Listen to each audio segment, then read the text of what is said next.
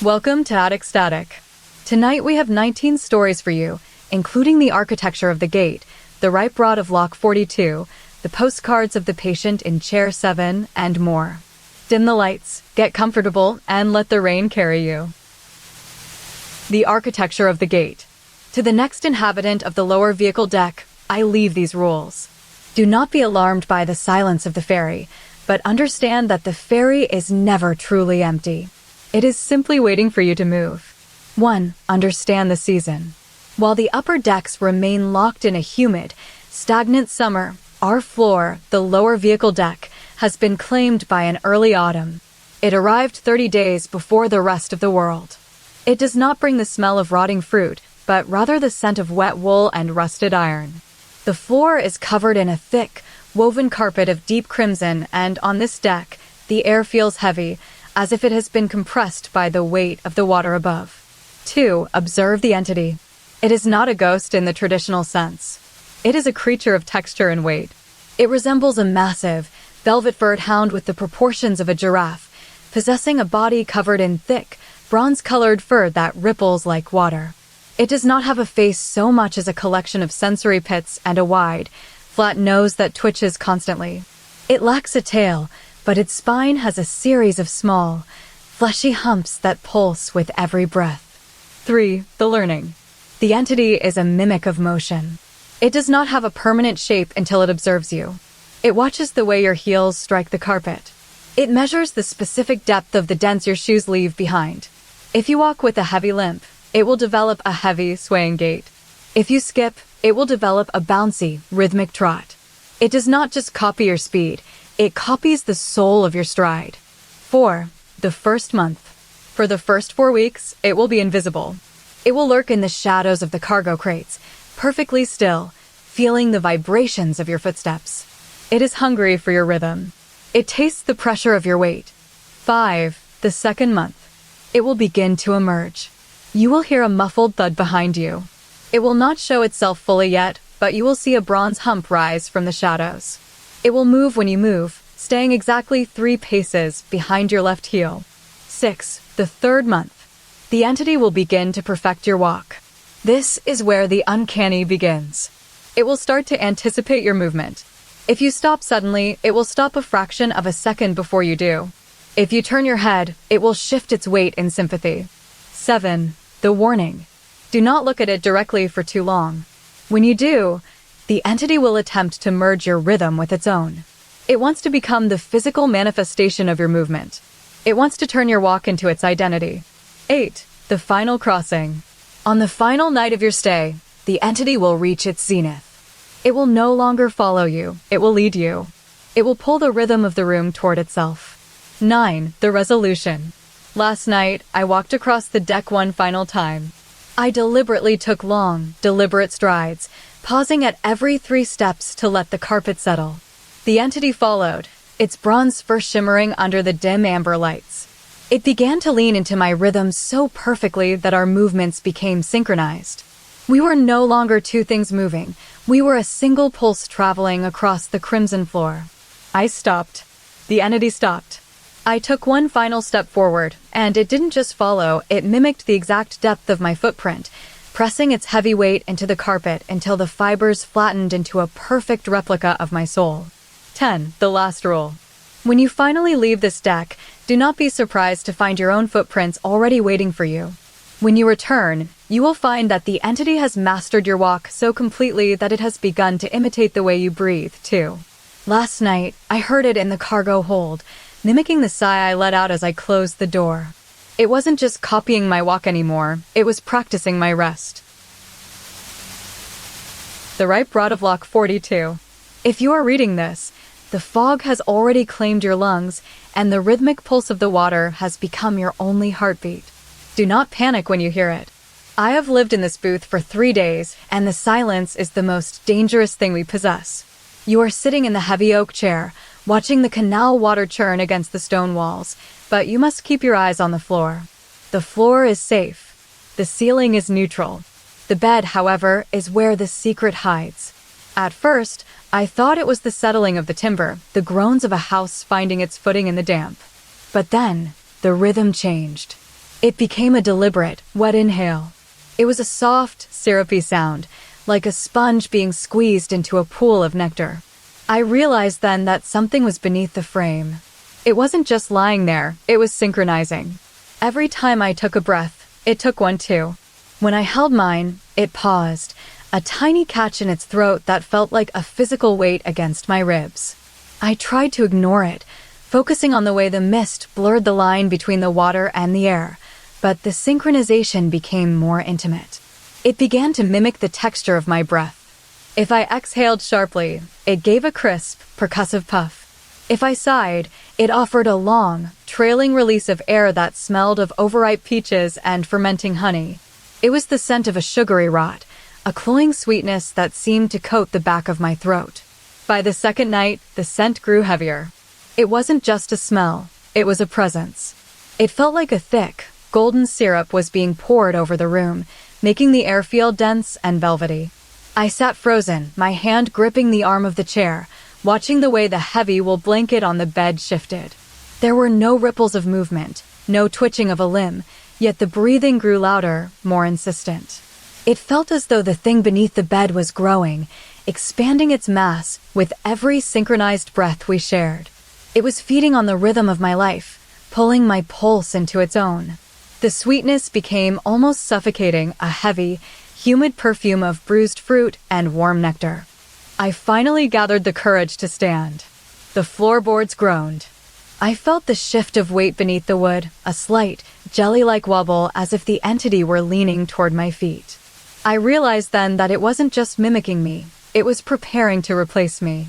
I needed to reach the door. The door was the only exit, a heavy slab of iron-bound wood that led back to the solid ground and the waking world. But as I took my first step toward it, the breathing changed. It stopped being a mirror and became a countdown.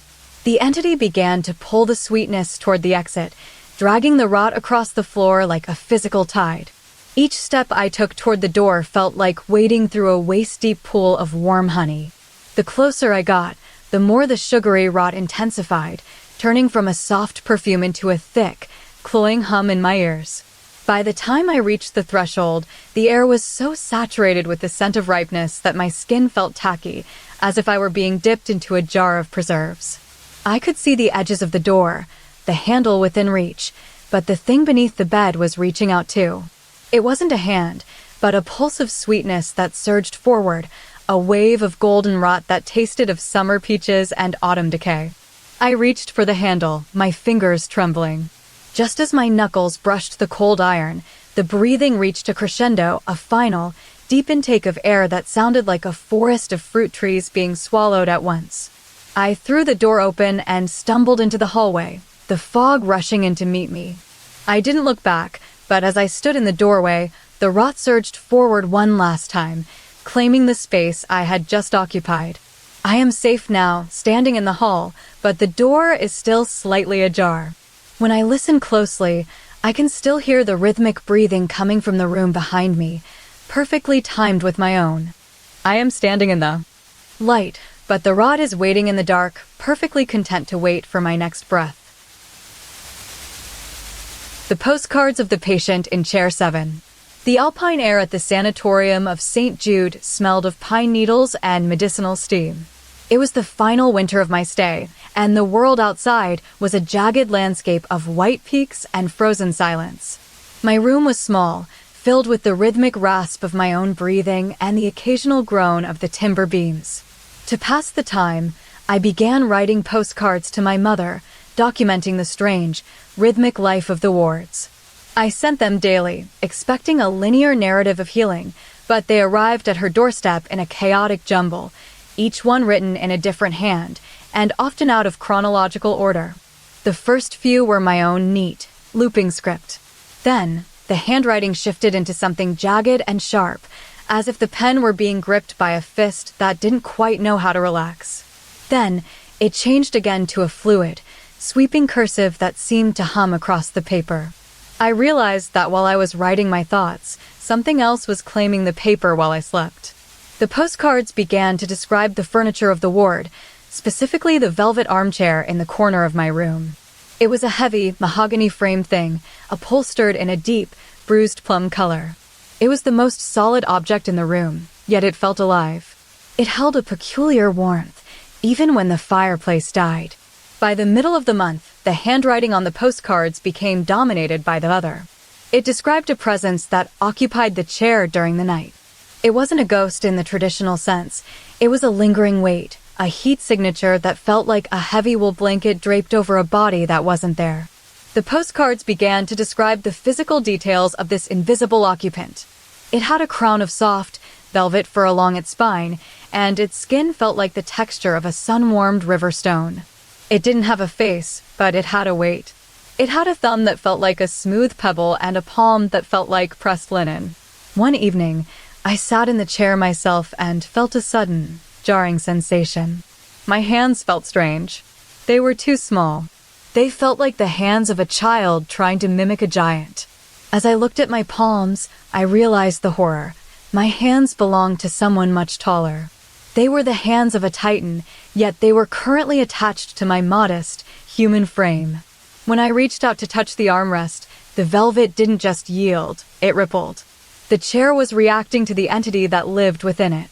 On the final night of the winter, the frost crept across the window pane in intricate lace patterns. I sat in the chair, and for the first time, I stopped writing. The postcards had begun to blend together, the handwriting of the entity and mine becoming a frantic, overlapping mess. I felt the chair pull me inward. It wasn't just a seat, it was a nest. The heat from the chair began to radiate upward, melting the frost on my shoulders. I felt a pressure against my chest, the sensation of a ribcage expanding against mine. I realized then that the entity wasn't just sitting in the chair, it was waiting for a body to borrow. I reached out my hands, and they felt heavy, enormous, and slightly clumsy. They were the hands of the occupant, slowly stretching the skin of my own wrists until they hummed with tension. I closed my eyes and felt a soft, velvet weight settle onto my head, like a crown of fur. The chair exhaled a puff of warm air. I realized that my body was becoming the vessel for its height. My spine lengthened, my shoulders broadened, and my joints popped like dry wood. I was no longer a patient. I was a sculpture being molded by the seat. When I finally stood up, my head nearly brushed the ceiling beams, and my hands swept across the floor with a grace I had never possessed before. I looked down at my palms, which were now wide enough to cradle a small bird. I walked to the bedside table and picked up the final postcard. It was blank, except for one final line written in a script so large it nearly spilled off the edges of the paper. I realized then that I was no longer the one holding the pen. I was the one being held by the chair, and my hands were now perfectly sized for the giant who lived inside of me. The Weaver of the Scaffold. For AM, the cab of the crane is a cage of yellow steel, swaying in the pre-dawn hush. My father sits in the pilot's chair, his hands steady on the joysticks. He doesn't look at me. He looks at the horizon where the city is still charcoal and ash. For 15 a.m., the hum of the motor is a low thrum in my chest. I watch my father's profile. He is a man of few words, a man of steady movements. But today, there is a twitch in his jaw, a rhythmic pulse that seems to come from deep inside his skull. 4:30 a.m., I notice a sound. It isn't the wind. It is a wet, percussive snap, like a tongue clicking against the roof of a mouth. It comes from the scaffolding below. For 45 a.m., a shadow moves against the girders. It is massive, the size of a hound, but it moves with the jerky, multi-jointed grace of a beetle. It has a shell the color of oxidized copper, pitted with tiny, glowing pores. It doesn't walk, it marches, its 6 legs making a metallic clatter against the steel. 5 a.m. The entity rises above the floor. It has a head shaped like a faceted jewel, and instead of eyes, it has a series of vibrating membranes that shimmer with iridescent oil. It stops. It turns toward us. 5:15 a.m. It opens a mandibuled mouth and produces a sound. It isn't a roar. It is a click. Elia. It takes 3 seconds to say it. It is a slow, deliberate code, as if the creature is tasting the syllables. 5:30 a.m. My father freezes. He doesn't turn his head, but his shoulders tighten. The creature clicks again. Elia. This time, the sound is deeper, vibrating the glass of the cab. 5:45 a.m. I see my father's hand tremble. He looks at the creature, then back at the city. He says it is learning. I realize then that the creature isn't just making noise. It is mimicking the way my father speaks. 6 a.m. The creature moves closer, its copper shell scraping against the outer glass of the cab.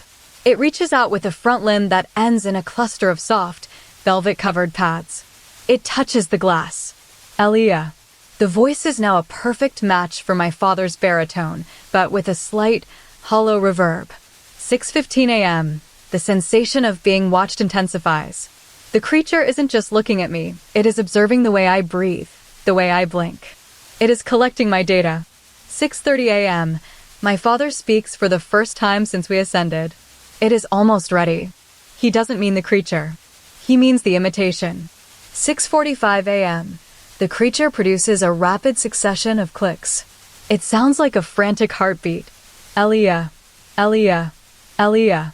It is trying to capture the inflection of my name, the way my father sighs when he says it. 7 a.m. The sun begins to bleed over the skyline. The creature stands tall, its body curving into a graceful arc. It opens its membranes wide, and a faint hum of electricity fills the cab. 7:15 a.m. My father stands up. He reaches out and places a hand on the creature's copper head. They seem to share a moment of silent communion. 7:30 a.m. The creature mimics my father's gesture perfectly, curving its own body to match his height. It clicks once, a sharp, final punctuation mark.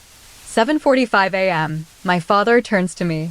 His face is weary, but his eyes are bright with a strange, hungry pride. It has practiced enough, he whispers. 8 a.m. The crane begins its descent. The creature remains perched on the roof of the cab, its copper shell gleaming in the morning light. 8:15 a.m. As we reach the ground, the creature slides off the metal and onto the dirt. It doesn't run. It moves with a heavy, regal pace. 8:30 a.m. We step out into the grass. My father watches the creature as it walks toward the treeline. It stops, turns its faceted head toward my father, and clicks one final time. 8:45 a.m. The sound is no longer a code. It is a perfect, identical reproduction of my father's voice, saying, Father. 9 a.m. I watch the creature disappear into the shadows of the oaks. My father takes my hand, but he feels slightly lighter, as if a piece of his weight has been transferred to the copper shell. I look at my father, then at the creature, and realize that as the creature became more like him, he became slightly less of himself. 9:15 a.m. I walk home alone. Behind me, in the woods, the creature stands perfectly still, waiting for the next time it can practice being the man who loved me. The Curator of Lost Seconds. Counselor, please, just answer the question. I am trying to understand the chronology of the furniture showroom.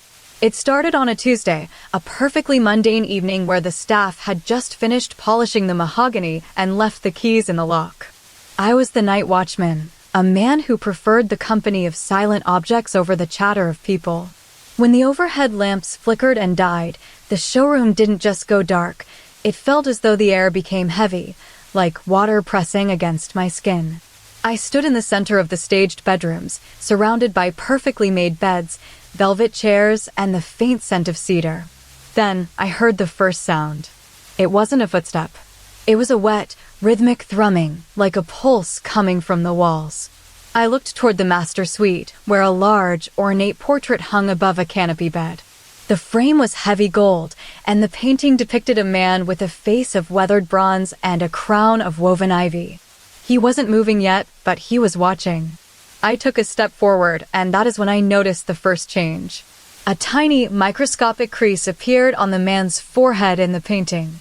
At that exact moment, I felt a sharp, fleeting tug behind my own ears, as if a single second of my life had been snatched away.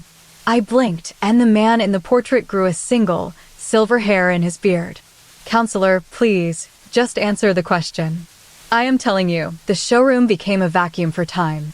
As I walked deeper into the room, the furniture began to react.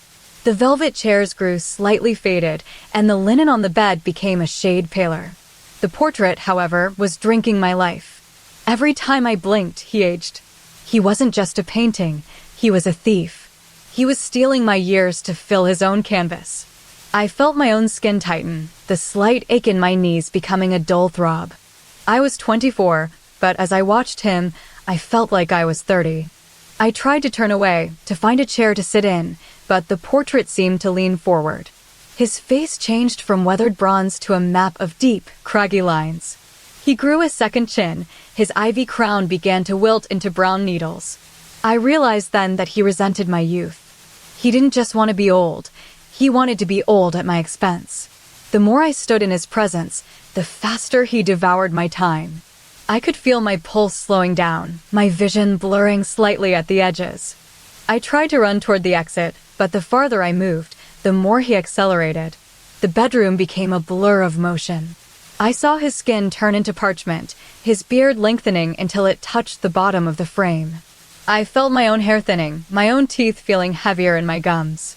The time was retreating like a tide that went out and never came back. I realized that for every hour I spent in that room, he was taking 5 of my own. I was giving him my morning, my afternoon, and my evening, and he was barely satisfied. I tried to close my eyes to escape him, but when I opened them, he was almost unrecognizable. His face was a landscape of craters and ridges, his ivy crown now a skeleton of wood. My own hands were trembling, my skin becoming less smooth. I was no longer a man of 24, I was a man of 40. I reached out to touch the frame, and for a moment, the painting stopped its frantic aging. It held its breath. It looked at me with a face that had lived 1,000 years in a single hour. Then, I heard the sound of the heavy doors at the front of the showroom swinging open. The morning light flooded in, and the portrait suddenly became still. The thief was full. I stood there, a man who had lost a decade in a single night of watching a painting breathe. I looked at my hands and saw the wrinkles I hadn't earned. I turned to the exit, feeling the weight of the years I had surrendered to the gold frame. I left the showroom, but as I walked out into the sun, I felt the phantom weight of his hunger behind me. He wasn't just a painting anymore. He was the keeper of the time I would never get back. I am still old. Counselor. And even now, when I close my eyes, I can see him waiting in the dark, hungry for the next second I am willing to give. The House of the Humming Shell. I am the last one left who remembers to ask. My mother is gone, and my Aunt Laura is currently a ghost in a chair, her hands resting like folded wings on her lap. For 3 years, we have sat in this dim kitchen, the tea growing cold, as she tries to pull the memories of the logging road from the silt of her mind. It is a road that shouldn't exist, a stretch of pine-scented dirt that the local maps claim ends at the valley floor, yet Alara insists it stretches for miles into the marrow of the woods. It goes further than the ink allows, she whispered this morning. She told me about the House of Thrum. It was a home she grew up in, a sturdy timber structure with a thatched roof, yet I have never seen it. I never lived there. For Alara, it was her sanctuary. For me, it was a phantom architecture built of her memories. She described the porch where she watched the rain and the hearth where she baked bread, but whenever I tried to visualize the rooms, they felt hollow, as long as the distance between a dream and a waking thought. You never saw it because you weren't invited into the rhythm of it, she told me, her voice trembling. She explained that the House of Thrum wasn't just a place, but a destination reached only when the road decided to offer it up. As she spoke, the hum began a low, vibrating frequency that seemed to emanate from the floorboards. It was the sound of the thing that lived in the house. Alara called it the Weaver of Layers. It wasn't a ghost, nor was it a beast of flesh. It was a chittering entity wrapped in a shell of stacked, faintly humming wings. Imagine 1,000 dragonfly wings, translucent and veined with copper, layered over one another like the scales of a pine cone. It had no face in the traditional sense, but a cluster of vibrating sensory hairs that flickered like the needles of a compass. It lived in the attic of the house she remembered, weaving the silence between the trees. It liked the way I hummed, she said, her eyes tracking something invisible in the corner of the kitchen. It would descend from the rafters, its wings overlapping with a sound like 1,000 violins being played underwater. It didn't walk, it rippled. It would move across the floor, the shell of its wings expanding and contracting, creating a soft, rhythmic pulse. As the seance deepened, the room grew colder. The hum in the kitchen intensified, moving from a background noise to a physical weight against my chest. Elara reached out her hand, her fingers twitching. "It's coming back," she breathed. "The road is stretching again." I felt a shift in the air, a displacement of space. The walls of our kitchen seemed to blur, the wallpaper peeling back to reveal the rough bark of cedar trees. The smell of pine needles and old would replace the scent of Earl Grey. Then it appeared. It didn't emerge from the shadows, it unfolded from them. The weaver of layers hovered between us, its shell of wings shimmering in a kaleidoscope of amber and bronze. It didn't have a mouth, but it chittered, a rapid-fire succession of clicks and pops that sounded like pebbles being tossed into a deep well. It moved toward Elara, its wings vibrating so fast they became a blur of motion. It didn't touch her, but as it hovered near her shoulder, the humming became a physical thrum that made my teeth ache. It was tasting her memories, pulling the house of Thrum out of her mind and into the room. The walls of our kitchen groaned as they transformed into the timber walls of her childhood home. I could see the hearth she described, the thatch of the roof above us, and the porch she loved. For a moment, we were both in the house. The weaver of layers spun in a slow circle, its wings shedding tiny, glowing flakes of dust that tasted like cinnamon. It settled onto the table, its shell expanding until it nearly touched the ceiling. It let out one final, resonant click, a sound of profound satisfaction. Then, the house collapsed back into the kitchen. The pine scent faded, and the walls solidified. Elara exhaled. A long, shaky breath, her face looking younger, as if the house had given her back a piece of her soul. She looked at me, her eyes wet with a sudden, sharp clarity. "It's finished with the house now," she whispered. "It's looking for a new set of memories to weave." She reached out and touched the weaver, which was now resting motionless on the table. It was no longer humming. It was just a shell of wings, perfectly still. But as I watched it, I realized that while the house was gone, the weaver remained. It didn't move, but the shadow it cast on the table wasn't the shape of its wings. It was the perfect, unmistakable silhouette of a human hand reaching out to grab something just out of sight. The diner of the backward face. The bus groaned, a heavy metal beast settling into the gravel of a roadside diner that seemed to have been forgotten by the map makers. We were 30 people, suspended in the limbo between cities, watching the rain turn the asphalt into a dark, slick ribbon. The diner was a squat building of peeling turquoise wood, its neon sign flickering with a rhythmic hum that felt like a heartbeat. Inside, the air smelled of burnt coffee and old grease. There were no other travelers, only us, huddled on vinyl stools that squeaked under our weight. On the far wall, hanging from a rusted nail, was a heavy, gilded frame containing a family portrait. It depicted a mother, a father, and a small child. The mother and father looked directly at us, their expressions frozen in a pleasant, slightly weary smile. But the child, positioned in the center, had its back turned completely toward the viewer, its small shoulders squared as if it were facing a secret we couldn't see. "Why is the child looking away?" I asked the waitress, my voice sounding small in the cavernous room.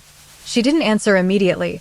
She simply wiped a glass with a rag that looked like it hadn't been washed in a decade. "Because it is watching the back of its parents," she replied, her voice like sandpaper on silk.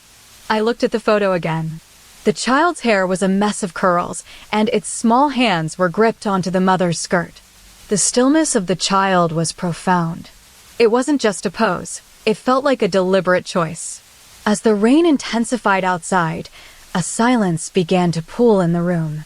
It wasn't the absence of noise, but the presence of a heavy, expectant weight.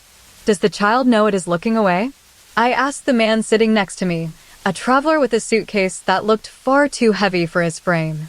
"It knows what is behind it," he whispered, his eyes never leaving the frame.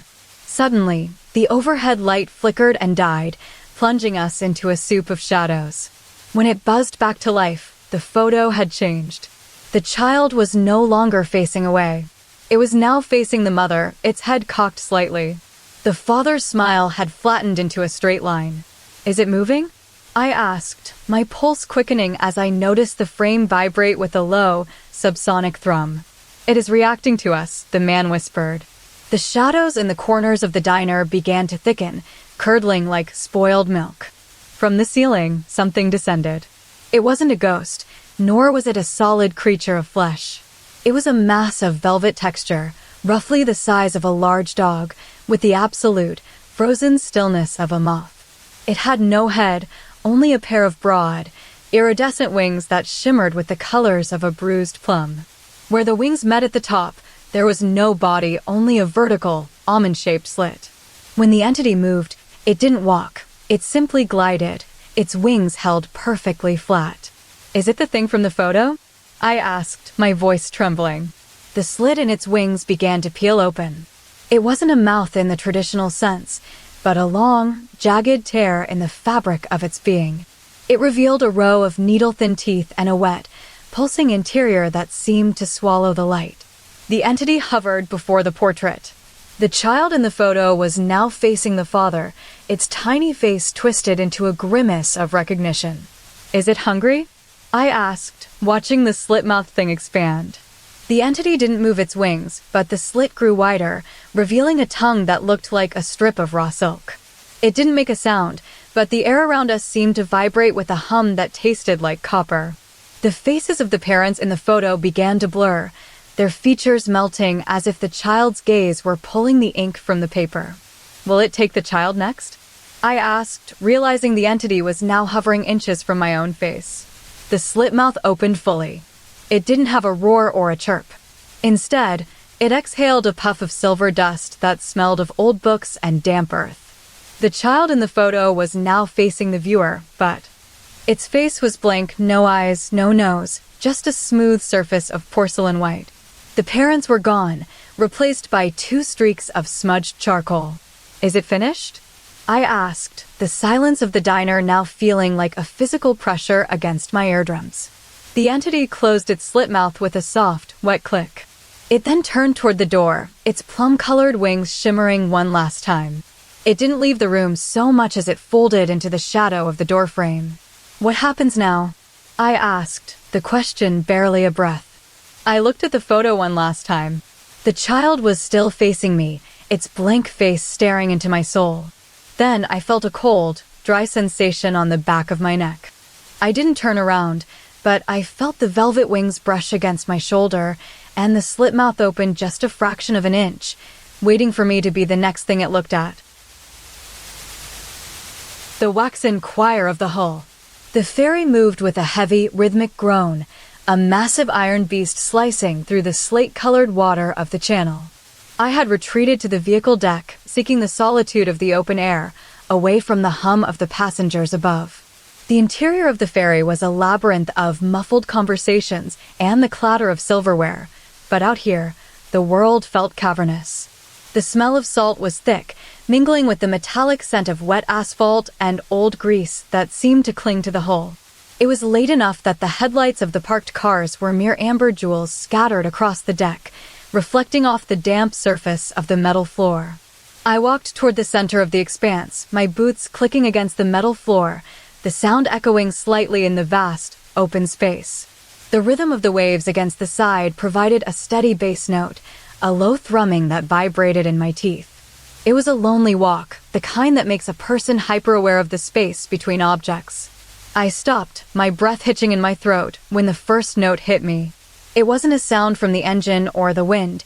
It was a pure, haunting soprano note that seemed to vibrate from the very floorboards, rising up to meet my ears. Then came the others, a dozen voices, blending into a rich, harmonious chord. They were rehearsing. I stood perfectly still, trying to locate the source of the music. The voices weren't humanly perfect. They had a slight, tacky texture to them, a peculiar viscosity as if the sound itself were being pulled through a layer of thick honey. Then, the lyrics began. It was a slow, lyrical melody, and every third beat landed on my name. "Elias, the light is low," they sang in unison. "Elias, the wax is slow." I looked around, my eyes darting across the rows of stationary cars and the empty stretches of gray metal. But the deck was empty of people. There was only the swaying motion of the ferry and the vast, empty space between the cars. There was no choir of singers, no invisible orchestra, just the voices hanging in the salt air. I took a step forward and the music swelled. The voices became more frantic, the harmony tightening as they repeated my name like a heartbeat, pulse by pulse. Elias, the shadow grows. I felt a presence behind me, not a physical weight, but a shift in the atmosphere. It felt as though the air had become denser, heavier, as if the oxygen were being replaced by something more substantial. I turned my head and saw it, a slumped mass of dripped candle wax sitting atop a rusted crate. It was a strange, topographical lump of amber-colored matter. It didn't have a face, but it possessed a peculiar geography. Because it was a body of wax that kept the shape of every hand that had ever touched it, it looked like a cluster of overlapping palms. There were indentations of tiny infant fingers, the wide, flat press of a laborer's thumb, and the delicate, curved sweep of a pianist's grip. It was a frozen history of touch, a physical archive of human interaction. As I watched, a new indentation formed on its surface, as if an invisible hand had just pressed into its side. It was a sudden, deliberate movement, a phantom touch from the void. The choir reached a crescendo, their voices soaring toward the rafters, vibrating with an almost desperate clarity. Elias, the hand is shown. The wax mass began to ripple. It didn't move like a liquid. It moved like a memory, undulating with a slow, graceful persistence. It slid off the crate, the sound of its movement a soft, wet suction against the metal. It flowed toward me, expanding as it traveled. It didn't just move, it grew, pulling more wax from its own core to create a larger surface area, stretching its amber skin like a blooming flower. As it reached my feet, the choir fell into a hushed, reverent whisper. They began to sing the final movement, a slow, descending scale that felt like a sigh, a long exhale of the soul. Elias, the wax is you. The mass surged upward, rising from the deck to meet my chest.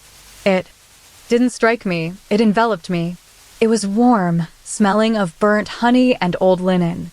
As the wax touched my skin, I felt the indentations of 1,000 different hands pressing into my own. I felt the grip of a mother, the squeeze of a lover, the firm press of a sculptor. Each touch was distinct, a ghost of a sensation lingering on my skin. The choir reached the final, lingering note, their voices merging into a single, vibrating hum that seemed to emanate from inside my own ribcage. The wax settled, hardening into a perfect, smooth shell around my torso. I stood still as the ferry swayed, the music finally dying into a profound silence. I looked down at the surface of the wax where my hands were now encased. I saw a new mark appearing, a deep, deliberate pressure of a thumb, as if something was pushing from the inside out. The choir was silent now, but I could still feel them watching, waiting for the next hand to make its mark. The horizon's edge. I am speaking into the screen because I am the only one left to hear me, and the silence of the offshore platform is becoming a heavy, physical weight. My name is Elias, and I am currently stationed on Platform 94, a steel island suspended in the middle of a violent, howling gale. The wind doesn't just blow here. It screams, a constant, mourning sound that vibrates through the metal floor and into the soles of my boots. For 3 months, I have lived in this industrial solitude, performing the routine of maintenance and monitoring. But lately, the horizon has started to betray me. Every morning, I look out at the sea, and every evening, I look back. At first, it was a subtle sensation, the feeling that the ocean wasn't infinite. I started to notice that the waves seemed to flatten out as they reached a certain distance, becoming perfectly smooth, like a sheet of hammered bronze. Then, the water stopped. Beyond that point, there was nothing. No distant coastline, no varying shades of blue, just a definitive, jagged edge where the ocean simply ceased to be. It is as if the world was painted on a canvas and the artist simply stopped before reaching the border. This realization brought a new kind of vertigo. I began to wonder what lay beyond that edge. Is it a void? A cliff? Or is the world merely a finite bubble, and we are currently floating in the center of its skin? The loneliness of the platform intensified. I found myself staring at that edge for hours, watching the whitecaps collide with the invisible wall of the world. That was when I first noticed the gator. It appeared on the third week of the gale. I was sitting in the galley, sipping lukewarm coffee, when I blinked. In that half-second of darkness, something shifted. It was standing by the heavy bulkhead door. When I opened my eyes again, it was 3 feet closer. It didn't walk. It moved in the tiny gaps of my perception. It is a deer-gated shape, possessing a torso that seems elongated and slightly hunched, with a ribcage that protrudes like the hull of a sunken ship. Its limbs are thick and velvet-textured, ending in wide, flat pads rather than hooves. It doesn't have a face in the traditional sense. Instead, it has a smooth, porcelain-like mask of a head with a singular, horizontal slit for a mouth and 2 protruding, horn-like protrusions that curve backward like polished mahogany. It moves with a rhythmic, bounding grace, its body swaying slightly as if it were underwater. The most unsettling thing is that it only exists when I am not looking directly at it. When I stare at it, it freezes, becoming a statue of fur and bone. The moment my eyelids meet, it lunges forward. I started to keep a log of its progress. It began at the far end of the corridor, a distant shadow. Then it was in the middle of the room. Now it is always just behind my shoulder. I have started to develop a strategy. I blink rapidly, trying to catch it in a transition, but it is too fast for a human eye to track fully. It is always somewhere new the moment I regain sight. Last night, the wind died down for a brief moment, and the silence was louder than the storm. I sat in the center of the main deck, the edge of the world just 50 yards away. I closed my eyes and counted to 3. When I opened them, the gator was standing directly in front of me. It was so close I could feel the warmth radiating from its velvet hide. It didn't have eyes to meet mine, yet I felt it observing me through that horizontal slit. It stayed there, perfectly still, a strange, beautiful monster in the middle of the sea. Then, the gale returned with a vengeance, and I felt the platform shudder. I realized then that the gator wasn't just moving toward me, it was moving toward the edge. Every time it moved, the edge of the world seemed to pull inward, as if the gator were consuming the space it traveled through. I watched it leap. It didn't fall into the water. It hit the edge and simply vanished, its body dissolving into a fine mist of salt and silver. The world didn't end there, but it felt smaller. I stood up and walked toward the spot where it had vanished. I reached out my hand, expecting to feel water or air, but my fingers met a strange, dry resistance. It felt like touching the side of a giant, invisible glass jar. I realized then that the platform isn't just in the ocean. It is the only thing left in a world that is shrinking. I looked back at the gator, which had reappeared just inches from my face, its mahogany horns gleaming in the dim light. I reached out to touch its smooth, porcelain head, and as my skin met its surface, the edge of the world suddenly jerked forward, swallowing the platform entirely. Now, there is no sea, no wind, and no horizon. There is only the gator, the platform, and the suffocating realization that we are now standing on the very last inch of existence, with nothing but the gator's steady, rhythmic breathing to fill the void. The upward tide of the drained basin. Day 1. The Great Basin is empty. I have been tasked with the winter maintenance of the Aquadome, a sprawling water park that sits like a hollow ribcage against the coast. The pools are drained, the slides are dry, and the air smells of wet concrete and old chlorine. It is unnervingly quiet. I have set my lantern on the main pier and begun the tally of the hours. I am to keep the log as the lighthouse keeper would, marking the passage of the tide, though here, the only tide is the shifting of the shadows. I have hung a set of glass wind chimes from the center of the main lagoon. They are heavy, frosted spheres of cobalt and amber. So far, the air is still. The water is gone, but the memory of it remains in the cracks of the floor. Day 4. The wind has died completely. Not a breath of breeze stirs the surface of the park. Yet, the wind chimes began to sing at midnight. They did not just jangle. They struck a deliberate, rhythmic pattern. Asterisk clink. Clink clink. Hum. Asterisk it was a steady, pulsing melody that seemed to originate from the center of the empty lagoon. I sat on the edge of the concrete, watching the glass spheres dance without a single gust to move them. They were swaying in unison, as if being pulled by invisible threads from the ground up. Day 7. The dark has arrived. It did not come from the sky or the ground, but from the edges of the walls. At first, I thought it was a trick of the lantern light, a stain of soot. But it is moving. It is a spill of thick, velvet darkness that behaves like water, yet it defies the laws of gravity. Instead of falling down, it is climbing up. It began at the base of the western slide, a pool of ink-colored shadow that crawled upward like a rising tide on a vertical cliff. It doesn't just sit on the surface, it ripples. It has a texture like heavy syrup, thick enough to hold its shape but fluid enough to flow. It moves in slow, deliberate waves, creeping toward the ceiling. Day 12. The wind chimes are frantic now. They strike out in rapid, erratic bursts. Clink, clink, clink, clink. Every time the dark makes a leap upward, the chimes ring. The spill is no longer just a stain. It is an entity of motion. It climbs the walls of the aquadome, flowing toward the rafters like a curtain of midnight silk. It is not flat. It has depth. When it passes my hand, it feels like cool silk, slightly tacky, as if it wants to cling to whatever it touches. It moves with a predatory intent, surging forward in pulses, then pausing, then surging again. It is conquering the vertical space of the park. Day 15. The dark has reached the ceiling. It is no longer a puddle. It is a canopy. It hangs from the rafters like a heavy, liquid roof. I found myself standing in the center of the lagoon, the lantern held high. The wind chimes are nearly silent now, as if the dark has swallowed the air they need to vibrate.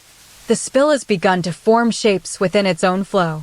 It isn't a face, not exactly, but a series of undulations that suggest a presence. It is a river of shadow flowing upward into the rafters, folding over itself like a heavy velvet rug tossed onto a table. Day 18. The count of the hours is failing. My logbook says it is day 18, but the dark has changed the perception of time. When the dark spills over the top of the rafters, it begins to drip not down, but out. It reaches toward me like a reaching limb. I watched a globule of it break away from the ceiling and hover in midair before it slowly drifted toward my shoulder. It didn't fall.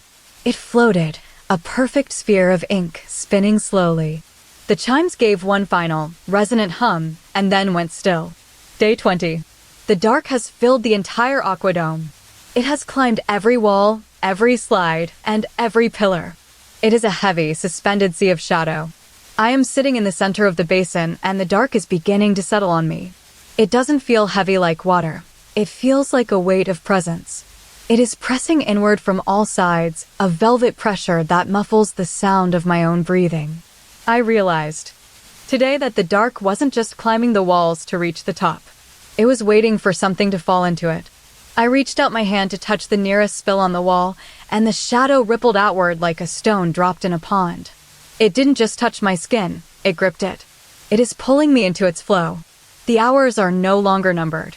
There is only the dark and the way it continues to climb, even when there is no more wall left to reach. I am no longer recording the time. The dark is recording me. It has reached my feet now, and I can feel it beginning to pull my weight upward, dragging me toward the ceiling until I am suspended in the velvet ink. I am not falling. I am being pulled into the height. I am the last thing left in the park, and the dark is still climbing, hungry for the space I just vacated. The anticipation of the lake.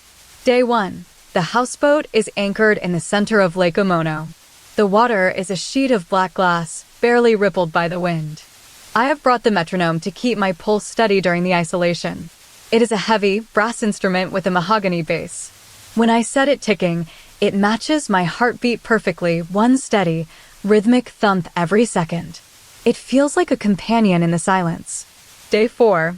The water is still. The houseboat feels larger today. I find myself watching the metronome. It remains synchronized with my heart, but there is a strange sensation of weight in the air. It feels as if the air is thick, like invisible velvet pressing against my skin. Day 7. The silence began to change. I realized that the lake isn't just still, it is waiting. Last night, I felt a presence in the galley. It wasn't a sound, but a shift in the temperature. A slight chill, like a breath drawn in on a winter morning. Day 10. The metronome began to behave strangely. It stayed in sync with my heart for 3 hours, then suddenly, it skipped. It ticked once, then took a frantic leap forward. My heart stayed at a steady pace, but the metronome raced. It felt as if something outside of my body was pulling the rhythm forward. Day 12. I heard it for the first time. A sound like wet silk sliding over wood. It came from the corner of the ceiling. I looked up, but there was nothing there but a faint shimmer of dust. Day 14. The presence became more defined. It is not a ghost in the traditional sense. It is a shimmering, translucent weave of iridescent fibers, similar to a spider's web but glowing with a soft, amber hue. It hangs in the air like a floating tapestry of silk threads. It has no face, no limbs, just a shifting mass of golden texture that pulses when I move. Day 16. The most unsettling thing happened today. I was sitting on the deck, trying to write. I thought of the word quiet as I looked at the water. Before I could speak it, the presence whispered, suddenly. I hadn't planned to say suddenly. It happened just a fraction of a second before my mind could form the thought. Day 18. It is happening constantly now. It is finishing my thoughts before they are fully born. It is as if the entity is living in my immediate future. I tried to tell the presence I am afraid. It replied, always. I hadn't realized I was going to use always until it spoke the word. Day 20. The metronome is no longer a constant. It is erratic. It races ahead of my heart, often taking 3 beats before my pulse even moves. The presence is moving closer. The amber threads are stretching across the houseboat, weaving between the chairs and the table. It feels like it is trying to catch up to my consciousness. Day 22. I sat in the galley and looked at the water. I thought, the lake is deep. The presence whispered, endless. I realized it isn't just finishing my sentences, it is anticipating my emotions. It is pulling the future into the present. Day 24. I tried to stop it. I wanted to surprise it. I closed my eyes and prepared to think of the word blue. I counted to 3 in my head. The presence whispered, green. My eyes flew open. It had anticipated a different thought entirely. It wasn't just predicting. It was choosing my thoughts from a pool of possibilities. Day 26. The houseboat feels cramped. The amber threads are now thick, like heavy ropes. They vibrate when I move. The metronome is a frantic blur of sound, often ticking 5 beats ahead of my heart. I am beginning to feel exhausted by the anticipation. Day 28. I lay in my bunk. I felt the presence hovering just above my face. I thought, I will sleep. The presence whispered, wake. I didn't think I would wake, but the moment the word left its shimmering threads, my eyelids snapped open. Day 30. The lake is perfectly still. The metronome has reached a fever pitch, ticking so fast it sounds like a continuous hum. The presence is now so close that I can feel the warmth of its amber fibers against my skin. I took a deep breath and prepared to think of the word peace. Day 31. The presence whispered, gone.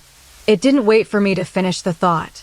It spoke the word the moment the intention entered my mind, even before I knew what I was going to say. Day 32. I realized the entity isn't just following me, it is pulling me toward it. It is the architect of my next second. I tried to think of the word now. The presence whispered, already. It spoke the word a heartbeat before I even knew I wanted to speak it. Today, I stopped thinking altogether. I sat in the center of the houseboat and waited for the next thought to arrive. The metronome gave one final, violent tick, and then stopped. The amber threads pulled taut, wrapping around my shoulders like a heavy cloak. I felt a thought form in the back of my mind, a word I hadn't prepared for, a word I hadn't even felt yet. The presence whispered, listen. Before I could hear the word, it spoke it again, perfectly timed with the moment I finally realized I was no longer the one making the choices. The elbow of the architect. The air in the boiler room of the St. Jude Sanatorium does not behave like normal air. It tastes of wet iron and old, exhaled secrets. For decades, the great furnaces have sat cold, their iron bellies swollen with dust, yet the temperature remains a constant, shivering hum. I am the last caretaker, a man tasked with ensuring the ghosts of the upstairs wards don't descend into the belly of the beast. It was during the 3rd week of my solitude that I noticed the ceiling. It wasn't just stone and mortar. High above, the soot had settled into patterns, forming 3 distinct clusters of glowing white dots. They weren't random. They were constellations, pulsing with a soft, rhythmic light like dying stars. To anyone else, they were merely beautiful. To me, they were a grammar of warning. I spent my first night mapping them. The first cluster was a jagged triangle of light, resembling a mountain with a single peak. The second was a sprawling, sweeping arc that looked like a curved blade. The third was a dense, heavy cluster of 6 dots, huddled together like a flock of birds. As I traced them with my lantern, the constellations shifted. They didn't just move, they rearranged themselves to form a sequence. I realized that the geometry of the stars was a sentence, a prophecy written in the soot of 1,000 fires. Then, the sound began. It was a rhythmic, wet thumping, coming from the deepest corner of the room where the shadows were thickest. It sounded like a heavy fist striking a puddle of oil. "Who is there?" I whispered, my voice swallowed by the damp walls. Out of the dark emerged the Reacher. It was not a humanoid creature in the traditional sense. It lacked a face, possessing instead a smooth, porcelain white dome for a head and a torso made of overlapping scales that shimmered like oil on water. But its most terrifying feature was its arm. It had a single, massive limb that extended from its chest, reaching toward me. As the Reacher moved, it didn't just stretch. Every inch the arm gained, a new elbow sprouted. It was a geometric miracle of anatomy. As the limb extended toward my face, a joint would click into existence, followed by a new, fleshy elbow that curved outward. It was as if the arm were growing in real time, blooming like a flower of bone and muscle. It wasn't just reaching, it was unfolding. I watched, mesmerized and terrified, as the arm grew longer. 1 elbow, then 2, then a dozen. They were stacked in a beautiful, spiraling sequence, each one slightly different in size. Some were sharp and angular, while others were rounded and soft. The arm didn't just get longer, it became more complex, a fractal of joints that allowed it to weave through the air like a serpent made of hinges. The constellations above reacted to the Reacher's movement. As the arm grew, the soot stars rearranged themselves to match the count of the elbows. When the Reacher had 3 elbows, the stars formed a steady, balanced row. When it reached 12, the stars spun into a frantic, dizzying circle. I realized then that the constellations were not just a warning, they were a countdown. They were telling me how much room the Reacher had left to grow. The creature let out a low, vibrating hum that made the floorboards tremble. It moved closer, the tip of its furthest elbow grazing my chin. It was a velvet-soft sensation, yet the weight behind it felt like a mountain. I looked up at the ceiling one last time. The stars were shifting into their final position. They were no longer a mountain, a blade, or a flock. They had formed a perfect, singular circle, enclosing every other dot. I sat on the floor, the cold stone seeping into my bones, as the Reacher continued to unfold. It didn't stop at 20 elbows. It didn't stop at 30. It kept adding joints, the clicking sound becoming a frantic percussion in the silence. The arm began to curl around me, an intricate cage of joints and skin. In the center of the room, I found a small piece of parchment tucked into a crack in the masonry. It was the Reacher's nursery rhyme, etched into the paper in a handwriting that looked like it had been carved by a needle. I read it aloud, my voice trembling as the arm's newest elbow clicked into place against my ribs. Behold the growth of the reaching limb, and beyond the light and the shadow's rim. Every joint is a secret, every bend a bone, L reaching for the soul that sits alone. D the arm will fold and the arm will fly, R unfolding the truth beneath the sky. O round and round the joints will spin, and no end in sight, just the fold within. As I finished the final word, the Reacher gave one final, monumental thrust. A massive, heavy elbow burst from the tip of the arm, so large that it pushed the creature forward until its porcelain head touched my chest. The constellations above flared with a blinding, white intensity and then vanished, leaving the room in a sudden, heavy silence. I was encased in the reaching arm, a pearl held in a velvet claw. The reacher wasn't just reaching for me, it was claiming me. "Are you finished?" I asked, my voice a mere ghost of a sound. The creature didn't answer with words. Instead, it gave a tiny, infinitesimal twitch. I felt a new joint begin to form at the very tip of the arm, right where it touched my heart. It was the smallest elbow yet, and it was still growing. The misplaced stress of room 402. The hospice was a cathedral of exhaled breaths, a place where the air felt heavy with the weight of people nearing their final punctuation mark. As the night nurse, my duty was to be the silent witness to the transition from being to was. The clock on the wall ticked with a rhythmic, metallic heartbeat, marking the passage of hours that felt longer than minutes. It was 3 a.m., the hour when the physical world feels thin enough to tear.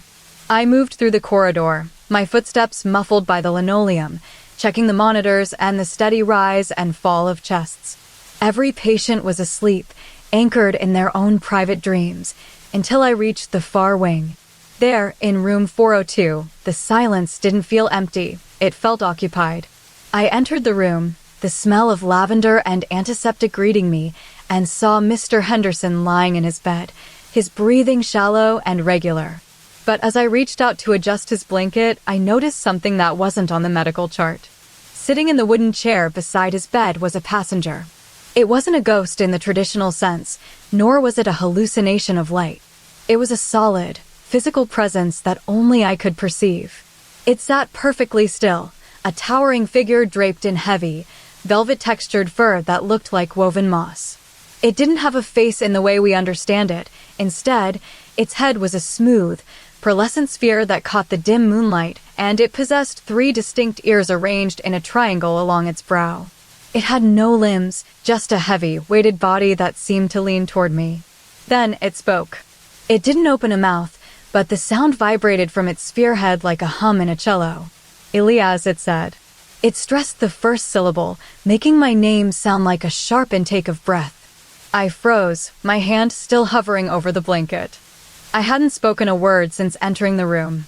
I looked at Mr. Henderson, who remained in a deep slumber, and then back at the mossy entity. It didn't move, but the hum of its presence grew denser, like the pressure before a thunderstorm. I took a step back, my heart hammering against my ribs. "Who are you?" I whispered, my voice sounding unnaturally loud in the stillness. The entity didn't reply immediately. It simply pulsed with a soft, amber light from its core. Then it spoke again.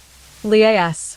This time, the stress was on the final syllable, pulling my name into a long, drawn-out sigh. The air in the room grew colder, a localized frost creeping across the floorboards.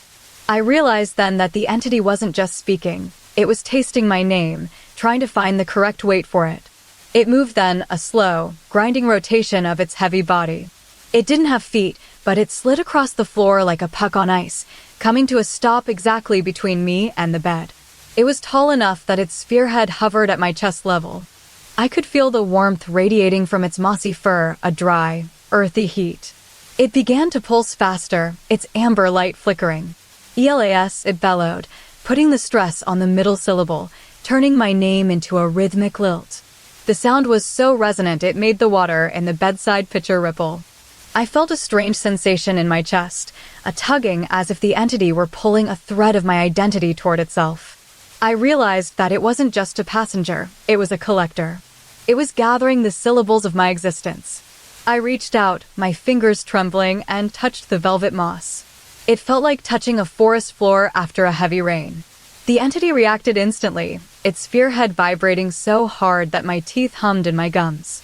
It spoke one final time, a low, vibrating croon that seemed to come from the floor itself.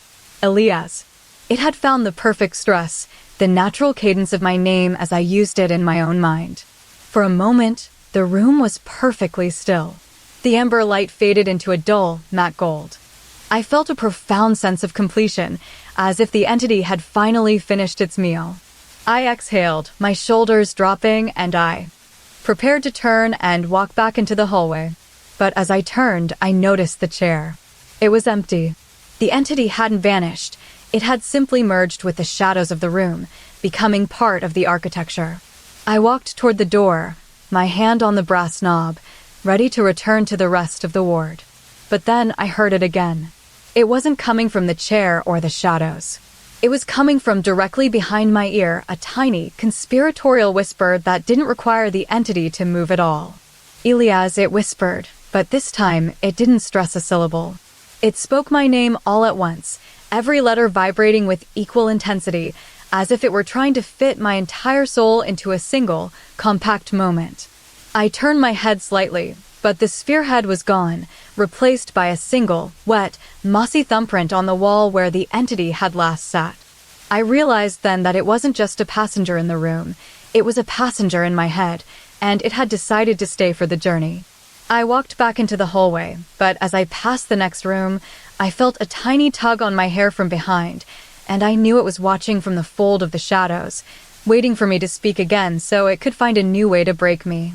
The silence of the hospice returned, but it was no longer empty, for it was now crowded with the weight of the thing that knew my name. The guest in the grate. Please, just tell me why you keep asking about the third plate. I have told you 3 times now, it was not just a meal. It was an invitation. My apartment in the tower was always drafty, but the ventilation shaft was the heart of the building's breath. It hummed constantly, a low, metallic thrum that felt like the building was snoring. My mother died in the autumn, leaving a hole in our dinner table that felt physically heavy. Every night for a week after her funeral, I set a plate for her. I didn't just put it there, I arranged it with purpose. A small mound of mashed potatoes, a smear of gravy, and a sprig of parsley. I would sit in silence, watching the steam rise, waiting for her to take a bite. On the 7th night, the hum of the ventilation changed. It stopped being a drone and became a rhythmic pulse, like a heart beating against a tin drum. I heard a sound from the grate in the ceiling, a soft, wet friction, like a piece of velvet being dragged across a chalkboard. I looked up. At first, there was nothing but the dust motes dancing in the yellow light of my bulb. Then a shadow detached itself from the metal ribs of the shaft. It didn't fall, it uncoiled. It was a creature made of matte, clay-like skin, shaped vaguely like a human child, but with proportions that felt slightly stretched. It didn't have fur or scales. It had a texture like a thumbprint pressed into soft wax. It lowered itself onto the edge of the table, its movements fluid and silent. But it wasn't just a creature. It was a manifestation of the photo we kept on the mantel, the one of the 4 of us in the garden. It was a perfect, 3-dimensional copy of that moment, yet it felt wrong. Its skin was the color of old parchment, and its hair was a thick, tangled nest of copper wire. The most unsettling part was its face. It possessed our family's features, but its smile was impossibly wide. It didn't just curve at the corners. The cheeks pulled back so far that the skin crinkled into deep, permanent furrows. It showed too many teeth, small, square, and packed together like a row of white pebbles. Every time it moved, that wide grin stayed fixed, even when its mouth was closed. "Are you hungry?" I whispered to the empty air, my voice trembling. The creature didn't speak, but it reached out a hand. Its palm was flat and wide, and its thumb was slightly shorter than the rest of its digits. It touched the mashed potatoes. Its movement was deliberate, almost graceful. As it touched the food, the copper wires of its hair began to vibrate, producing a faint, melodic ringing. It looked at me, and for a second, I saw my mother's eyes in its face, though the pupils were tiny pinpricks of bright amber. It took a bite. It didn't chew so much as it pressed the food against those crowded teeth, the sound of the crunch echoing in the small room. The hum of the ventilation shaft grew louder, a roar of rushing air that seemed to be trying to pull the creature back into the ceiling. The creature stood up, its body swaying slightly. It didn't walk away. It simply folded itself back into the shaft, its wide, toothy grin remaining visible even as it retreated into the darkness. The next night, I set the plate again. I expected it to be there, but instead of the creature, I found a single copper wire lying on the table, perfectly straight. The 3rd night, I set the plate, and the creature appeared again, but this time it didn't wait for me to speak. It sat in the chair opposite me, its clay-like skin glowing faintly in the lamplight. It reached out and took my hand.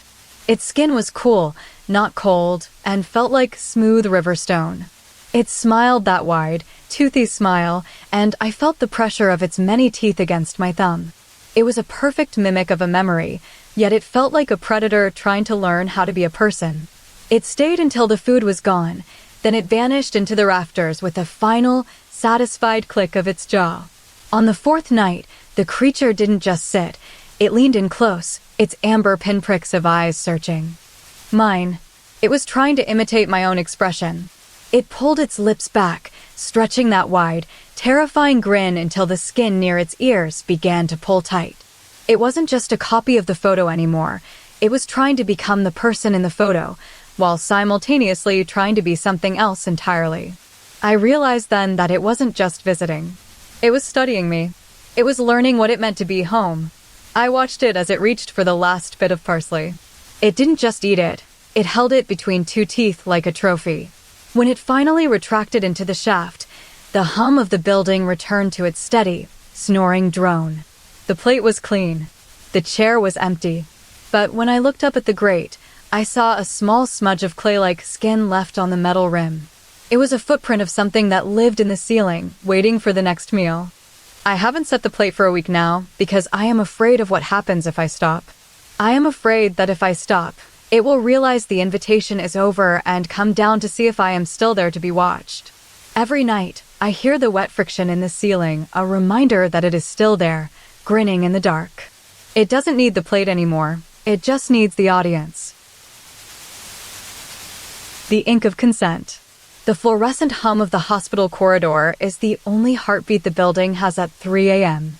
My job is simple. Sit at the reception desk, monitor the patient flow, and manage the digital log. It is a lonely post, usually occupied by the silence of sleeping wards and the occasional squeak of a cleaning cart. Tonight, however, the silence felt heavy, as if the air itself were saturated with a thick, invisible syrup. I sat in the ergonomic chair, my hands hovering over the mechanical keyboard. The screen glowed, illuminating the faces of the patients who hadn't arrived yet. To keep my mind from wandering into the haze of sleep, I opened the internal communication tab. It was a chat window designed for nurses to ping each other, but since I was the only one on duty, the member list showed a solitary name: me. I typed my first entry into the empty box. Is anyone awake? I hit enter, and for a heartbeat, nothing happened. Then, a new line appeared in the chat, written in a font that looked suspiciously like my own cursive script, the looping, slightly slanted handwriting I use when I take notes. I am awake, the chat replied. I froze. I hadn't typed that.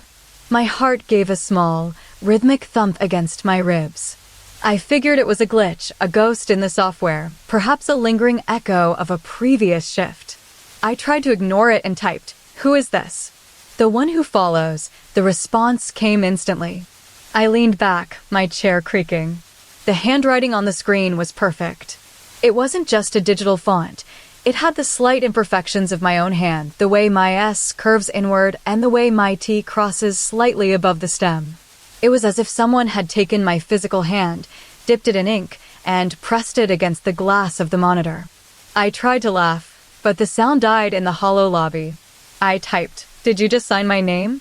At the bottom of the chat window, a small line appeared. "I signed your name to the agreement."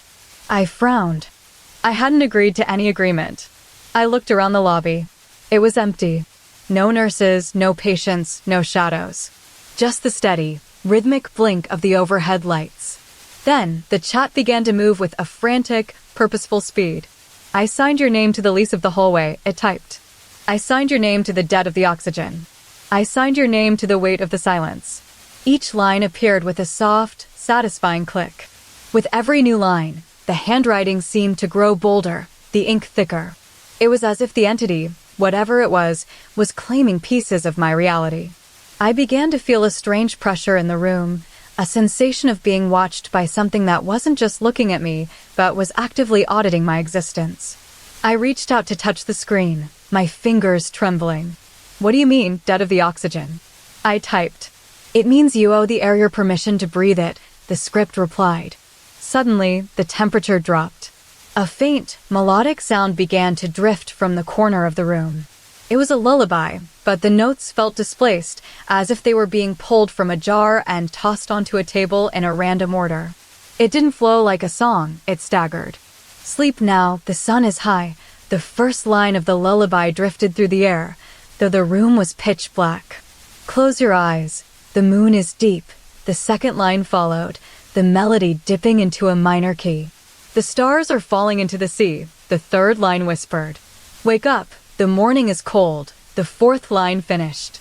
The order was nonsensical, a jumbled nursery rhyme that felt like a dream being told by someone who had forgotten the beginning. As the last note faded, the chat window flared bright white. I have signed your name to the end of the day, it typed. I felt a sudden, sharp tug at the back of my neck.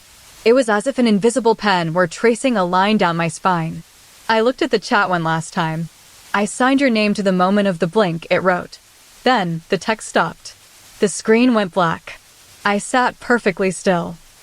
Afraid to move, afraid that any motion would be a new agreement. I held my breath, waiting for the next signature to appear. Then I felt it. A soft, wet sensation on my shoulder, like a drop of ink falling from the ceiling.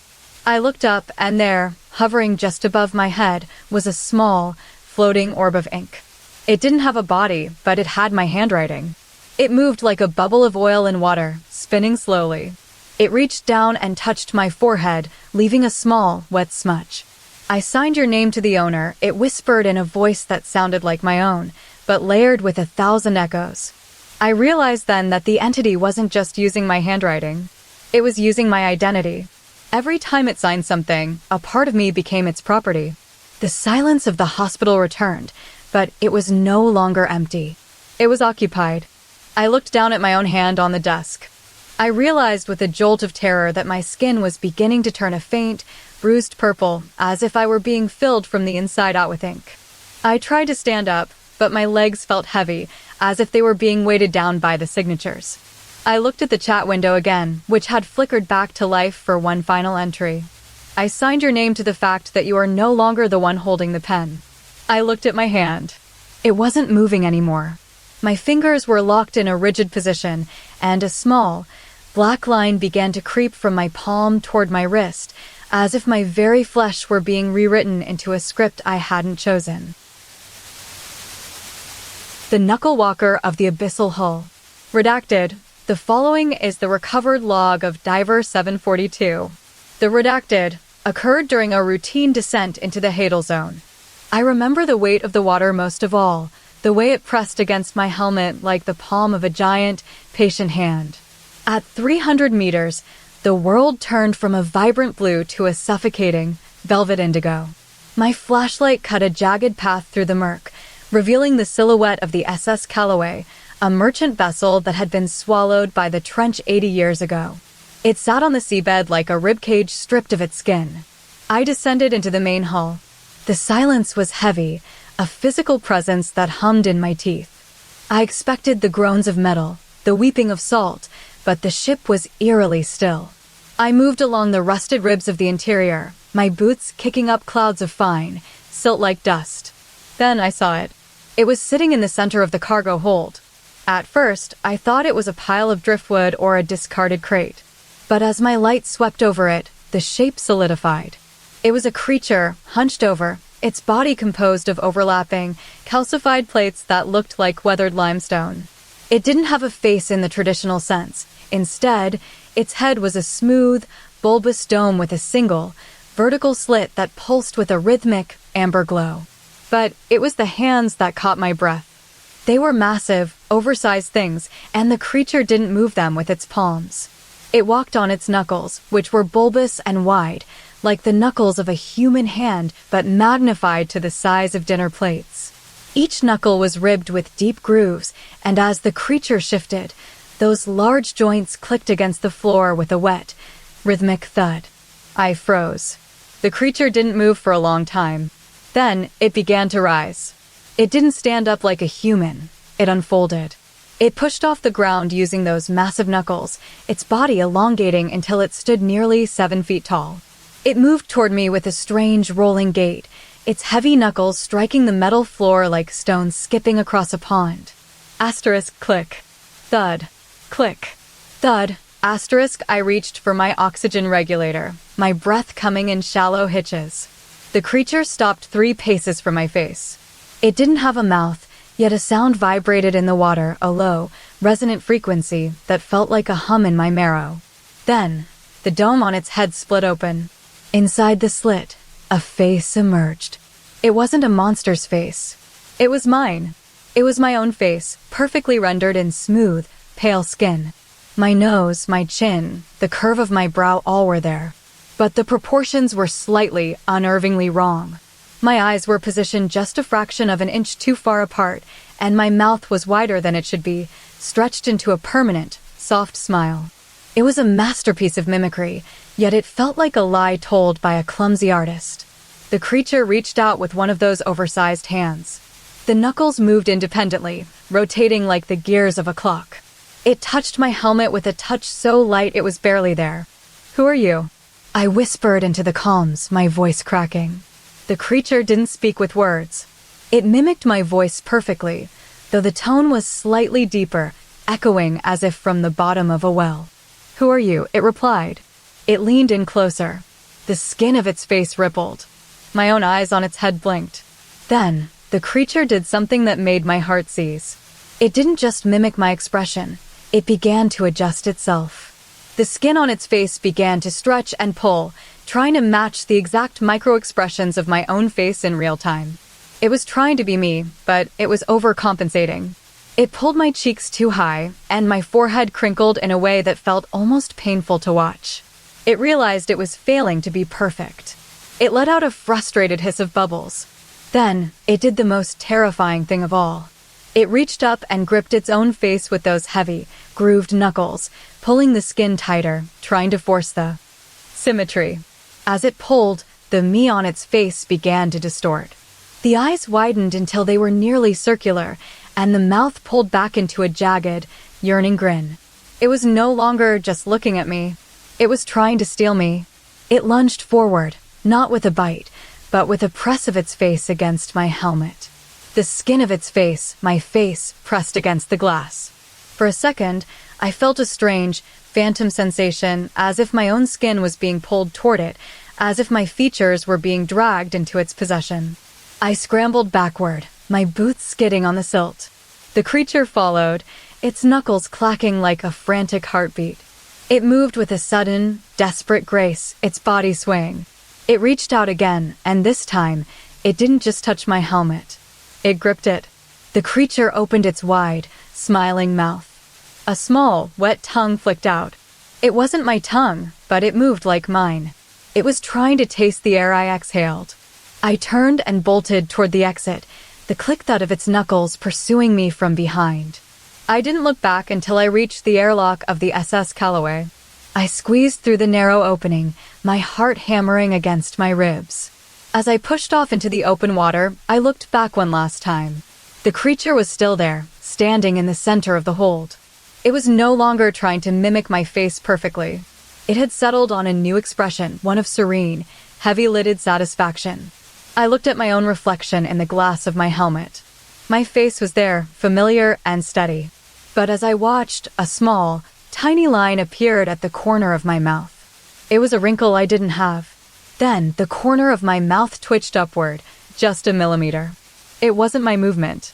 The creature was still pulling the string from the other side.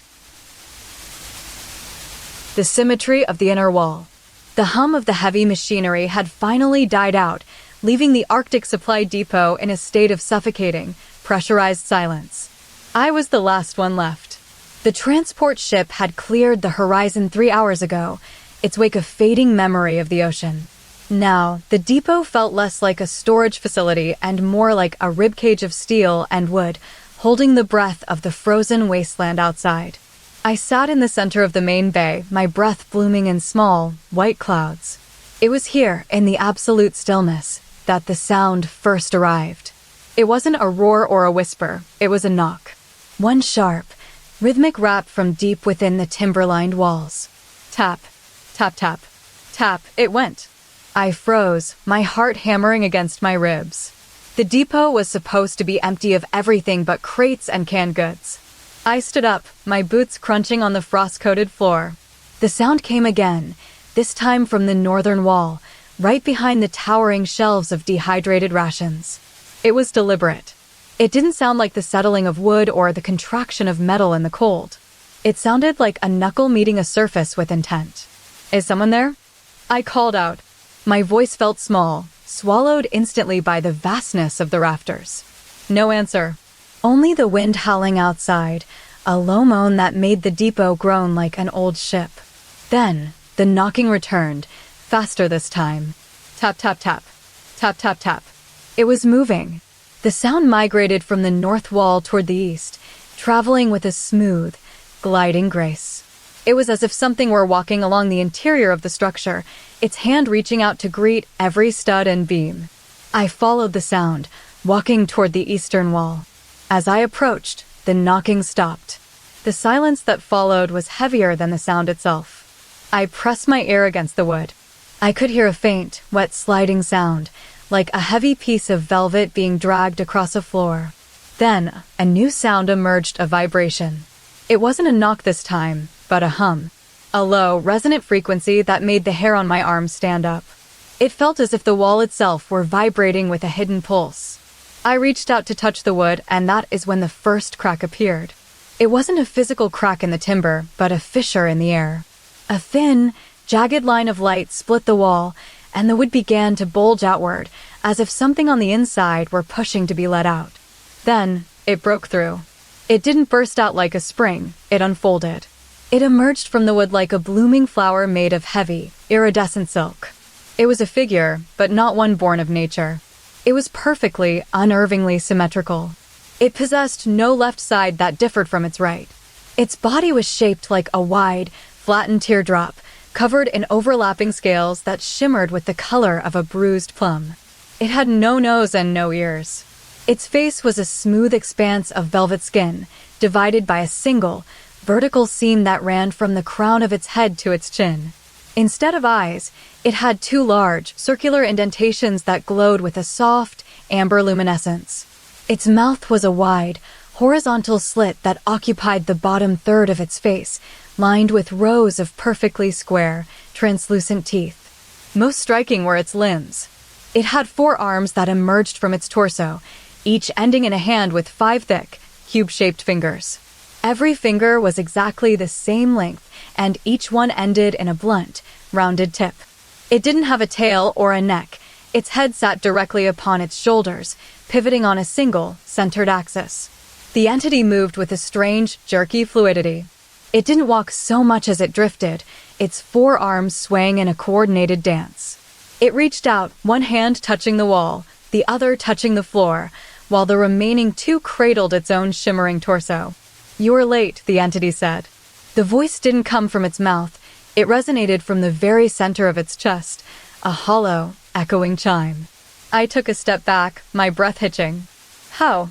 Can you be late?" I just arrived. The entity tilted its entire body toward me, the amber lights in its face brightening. The knocking was the invitation. The silence was the waiting. "You are the guest." It moved toward me, its 4 hands reaching out. It moved with such precision that its movements felt mathematical. It didn't feel like a creature of flesh and bone, but a creature of geometry and intent. It stopped just inches from my face. I could smell it, a scent of ozone and whetstone. It raised all 4 hands and pressed its cube-shaped fingers against my chest. "Let me see," it hummed.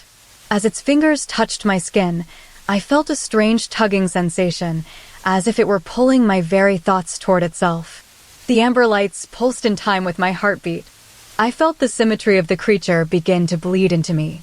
My vision blurred, and for a second, I could see the world in perfect, dual proportions.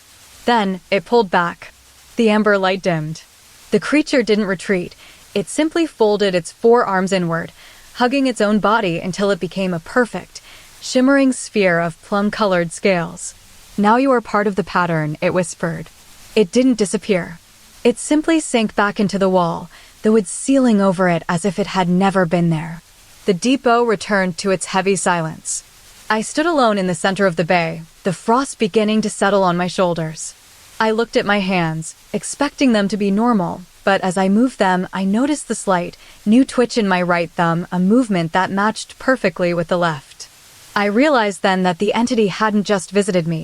It had left a piece of its geometry behind in my marrow. I walked toward the door to leave, but I stopped when I heard it. A single, soft knock came from the ceiling directly above my head. It wasn't the entity knocking. It was the sound of something else, much larger and even more symmetrical, beginning to wake up in the rafters. The shadow of the echo. My dearest Elena, I write this because the silence of the valley is heavier than the weight of my regret. If you are reading this, it is because my own shadow has finally decided to leave me, taking my silhouette with it into the high pines. We were hiking the Ridge of Sighs, a path that only exists when the sun is heavy enough to press the earth flat. The light was failing, turning the vibrant greens of the needles into a bruised purple. It was there, during the transition from afternoon to dusk, that I first noticed the discrepancy. You were walking just ahead of me, your boots crunching rhythmically against the granite. You were a steady, comforting presence, but as the sun dipped, your shadow stretched out before you like a long, elegant ribbon. It was perfectly proportional to your frame, a dark twin dancing at your feet. Then, the wind died. The forest held its breath. I looked down at my own shadow, and it didn't move. It remained fixed, a jagged stain of darkness on the ground, even as I shifted my weight to adjust my pack. I blinked, thinking it was a trick of the fading light, but when I stepped forward, the shadow stayed put. It was as if the ground had memorized my shape and refused to let it go. You turned back then, your face illuminated by the last golden thread of the sun. "Is something wrong?" you asked, your voice cutting through the stillness. I pointed at the ground. "Your shadow," I whispered. You looked down, and your face crumpled in confusion. Your shadow wasn't following you anymore. It had detached from your heels and was hovering 3 feet to your left, independent of your movement. It began to pulse. It wasn't just a flat shape. It was gaining texture, becoming a deep, velvet pool of ink that seemed to ripple like water. And then, the sound began. It wasn't a sound from your throat or mine. It was a laugh. It started before you had even opened your mouth to speak. It was a wet, bubbly trill, a sound of genuine amusement that seemed to vibrate in the very air between us. "Why did you laugh?" you asked, but the laugh lingered, echoing off the nearby boulders long after you had finished the sentence. It was a playful, melodic sound, but it felt wrong, too heavy, as if it were being exhaled by something hidden just behind the veil of the air. As the light failed completely, the woods grew dense with a peculiar, velvety gloom. We stopped walking, and that was when the shadow truly began to change. It grew taller than you, stretching toward the canopy. It didn't just sit on the ground. It began to swell, forming a rounded, bulbous shape.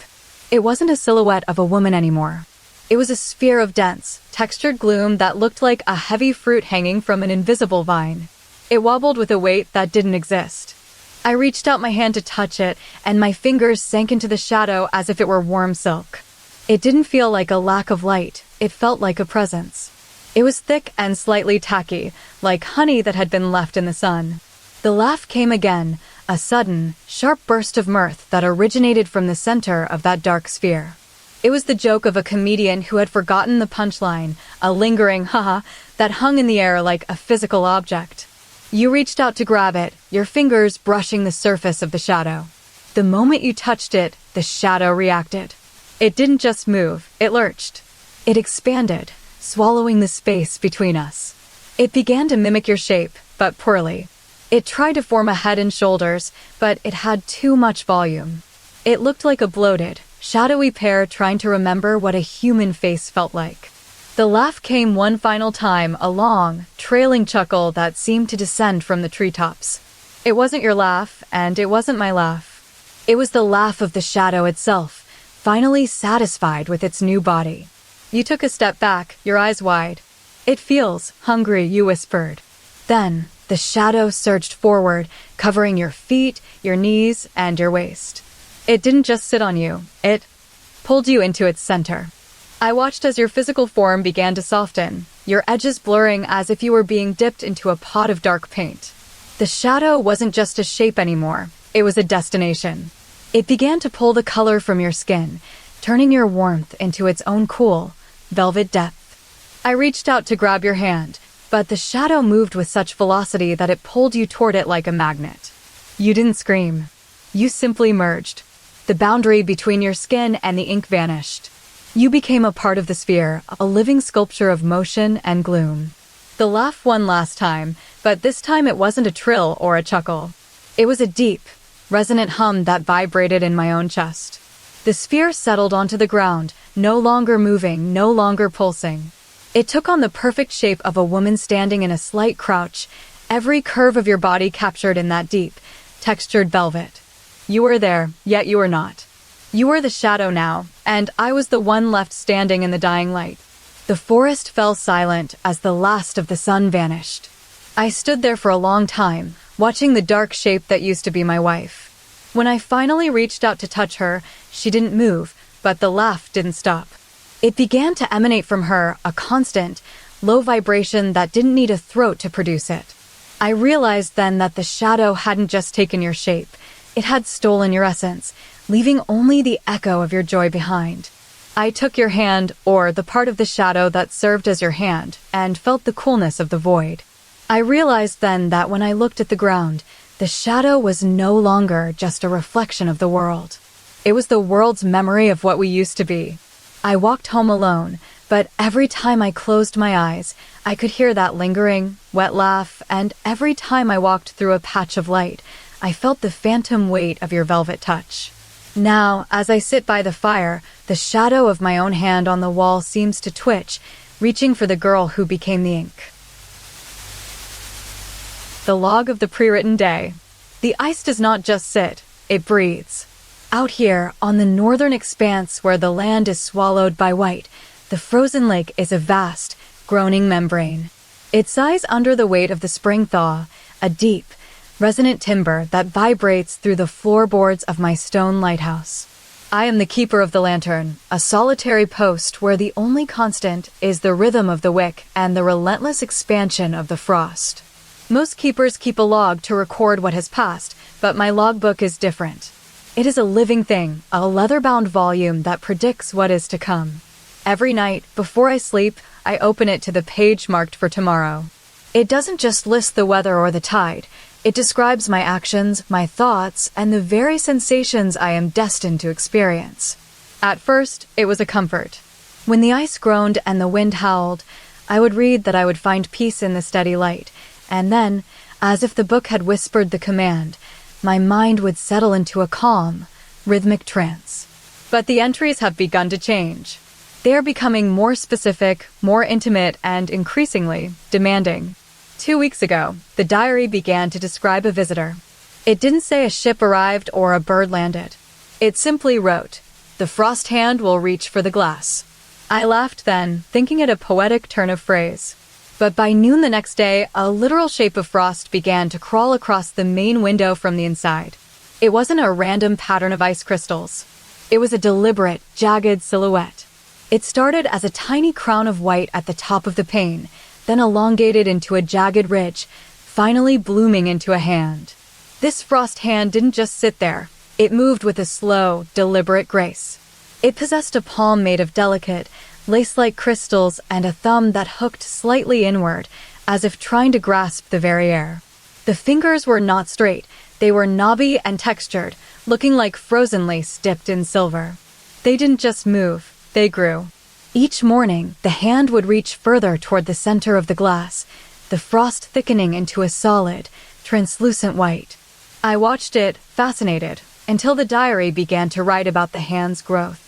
The hand will lengthen, it read on Tuesday. By Wednesday, it will touch the wood. By Wednesday evening, the frost hand had extended so far that its tip pressed against the heavy oak frame of the window, leaving a faint, white smudge where the ice met the grain. I found myself holding my breath, waiting for the moment the frost would finally bridge the gap. But the diary was becoming more frantic. The entries were no longer just descriptions, they were countdowns. The hand will find the latch, the book whispered in ink. The hand will pull. I spent that night sitting in my chair, the lantern flickering, watching the frost hand twitch.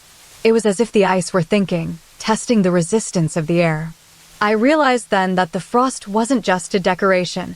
It was a physical manifestation of the entity living inside the lighthouse with me. It was the who of the when.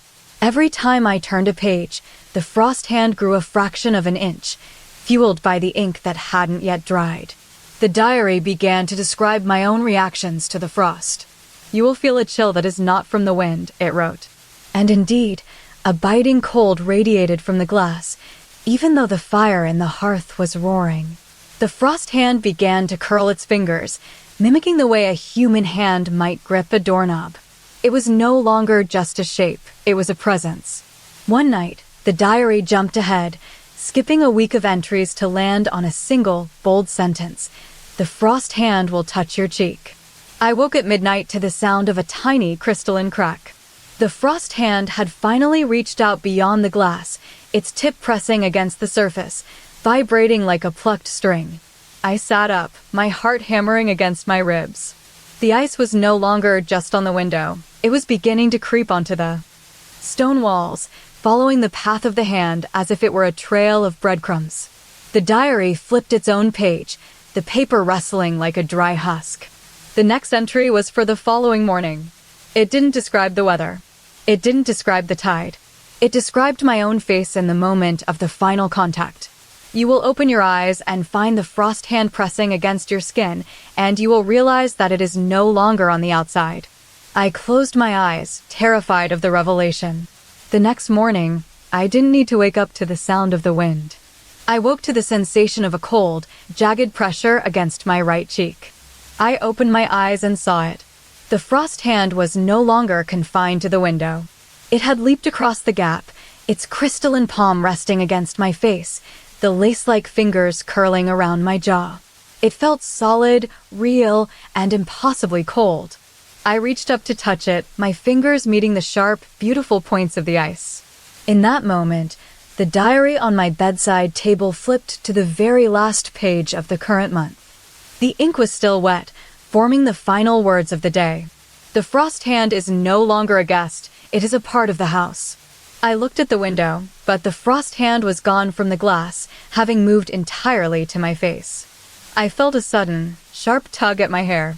The frost hand didn't just rest on my skin, it began to pull me toward the glass, its grip tightening like a steady, frozen embrace.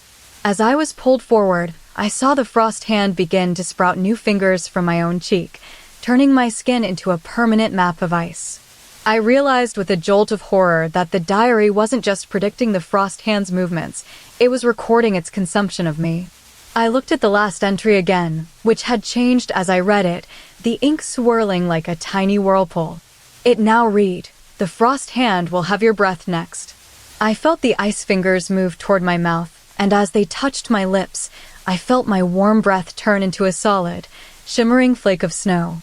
The lake outside fell perfectly still, the groan of the ice silenced by the new, frozen heartbeat of the lighthouse. I realized then that the frost hand wasn't coming from the window to find me, it was coming from me to find the world. I felt the ice fingers begin to pull my skin inward, dragging my features into a permanent, frozen smile that I could no longer move. The final line of the diary, which had appeared in a new, jagged script, was the simplest of all: "Now you are the window."